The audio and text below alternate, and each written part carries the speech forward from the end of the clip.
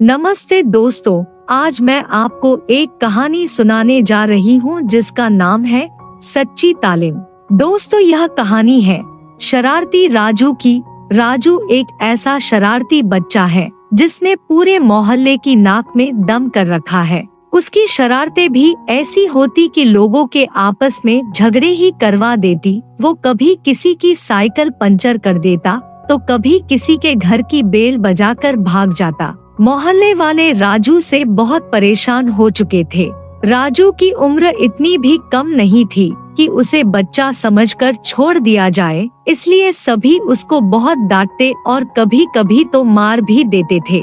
जब उसके पापा दफ्तर से घर वापस आते तो राजू उनसे पड़ोसियों की शिकायत करता। कभी कहता उसे शर्मा अंकल ने डांटा या कभी गुप्ता आंटी ने झाड़ू से मारा। जब राजू के पापा पड़ोसियों से बात करने जाते तो पड़ोसी उल्टा उन्हें ही 4 बातें सुना जाते। राजू के पापा उसकी शरारतों से परेशान हो चुके थे।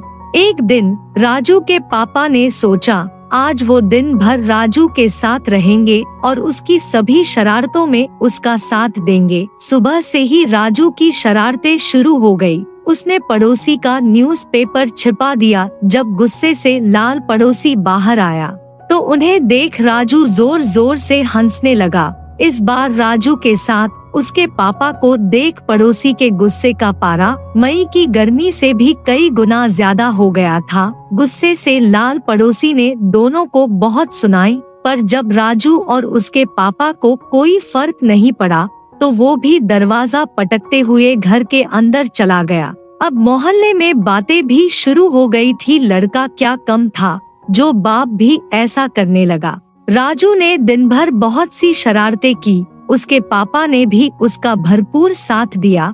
रात को उसके पापा ने राजू से कहा, तुमने आज बहुत सारी शरारतें की और तुम्हें मजा भी बहुत आया, पर अब कल मैं शरारतें करूँगा, क्या तुम मेरा साथ दोगे? राजू को तो यह सुनकर मजा ही आ गया। अब अगले दिन सुबह राजू के पापा उसे सब्जी बेचने वाली बुढ़िया के पास ले गए। राजू अक्सर ही उस बुढ़िया को बहुत परेशान किया करता था। कभी उसकी सब्जियां फेंक देता तो कभी उसकी चप्पल चुरा लेता। फिर वो बुढ़िया डंडा लेकर उसके पीछे भागती। राजू को लगा पापा भी कुछ ऐसा करेंगे, लेकिन उसके पापा ने कुछ अलग किया। बुढ़िया जैसे ही अपनी सब्जियों से दूर गई, राजू के पापा ने राजू के साथ मिलकर सब्जियां साफ करके जमा दी। बुढ़िया वापस आई तो जमी हुई सब्जियां देखकर बहुत खुश हुई। थोड़ी देर बाद जब बुढ़िया की आंख लग गई तो राजू के पापा ने बुढ़िया की टूटी चप्पल ठीक करवा कर रख दी। जैसे ही बुढ़िया उठी, चप्पलों को देख उसकी आंखें भर आई और वो कहने लगी, भगवान उस फरिश्ते को खुश रखना जिसने मेरे लिए इतना किया। शाम होते होते तक राजू के पापा ने छिपकर बुढ़िया की बहुत मदद की। राजू को भी छिप छिप कर ये सब करने में बहुत मजा आ रहा था, पर वो यह नहीं जानता था कि इस बार वो शरारत नहीं बल्कि लोगों की मदद कर रहा है। थोड़ी देर बाद राजू के पिता ने बुढ़िया से जाकर कहा, माता जी, आप जानना नहीं चाहती कि आज आपकी मदद कौन कर रहा है? बुढ़िया ने कहा, हाँ बिल्कुल जानना चाहती हूँ। तब राजू के पिता ने राजू को आगे बुलाया और कहा, माता जी, ये सब राजू ने किया है। राजू को लगा आज फिर बुढ़िया उसे झाड़ू से मारेगी और वो भागने लगा। तब बुढ़िया ने उसे पकड़ा और गले लगा लिया। साथ ही राजू को एक चॉकलेट भी दी। राजू को कुछ समझ नहीं आ रहा था। वो अपने पापा के साथ वापस घर आ गया। पूरे टाइम बोलते रहने वाला राजू आज चुप था। राजू के पापा ने उससे कहा, राजू बेटा, आज जो तुमने किया क्या तुमको उससे खुशी मिली? राजू ने कहा, हाँ पापा, और एक चॉकलेट भी मिली। राजू के पापा जोर जोर से हंसने लगे। राजू के पापा ने उसे समझाते हुए कहा, बेटा, तुम रोज रोज सबको परेशान करते हो, फिर सब तुम्हें डांटते हैं और फिर तुम मुझसे आकर उनकी शिकायत करते हो, लेकिन आज तुमने सबकी मदद की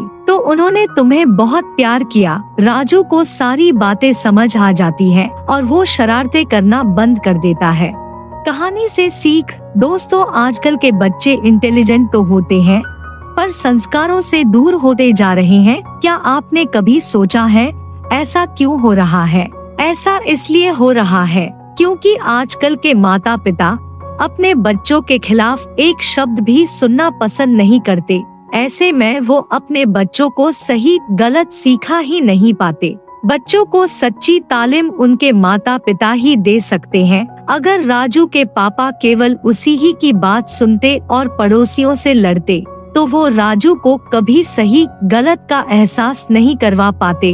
अगर हर माँ बाप अपने बच्चे को बचपन से ही एक अच्छी तालीम दे तो एक अच्छे समाज का निर्माण होगा। धन्यवाद।